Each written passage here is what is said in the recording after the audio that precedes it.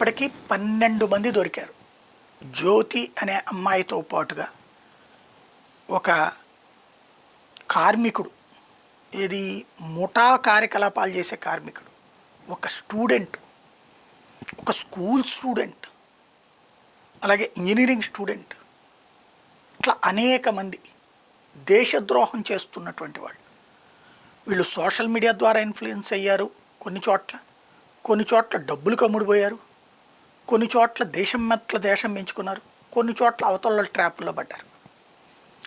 మనకి సోషల్ మీడియాలో పోస్టులు పెట్టేటప్పుడు ఎవరైతే హిందుత్వ వ్యతిరేక, ముస్లిం అనుకూల, ఈవెన్ పాలస్తీనాకు అనుకూల, లేకపోతే ఇరాన్కు అనుకూల, తీవ్రవాద వ్యవస్థలకు అనుకూలంగా ఎవరైతే వ్యవహరిస్తున్నారో వాళ్ళని గుర్తించేందుకు వీళ్ళు ఒక టీం పెట్టుకున్నారు.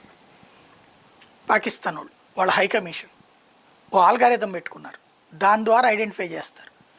ఆ తర్వాత ఫాలోఅప్ చేయడానికి ఒక టీంని పెడతారు. వీళ్ళు డబ్బుకు లొంగుతారా, అమ్మాయిలకు లొంగుతారా, లేదా వీళ్ళు సైకలాజికల్గా కౌన్సిలింగ్ చేస్తే లొంగుతారా, తద్వారా వాళ్ళు అన్ని రకాల ప్రయత్నాలు చేస్తున్నారు.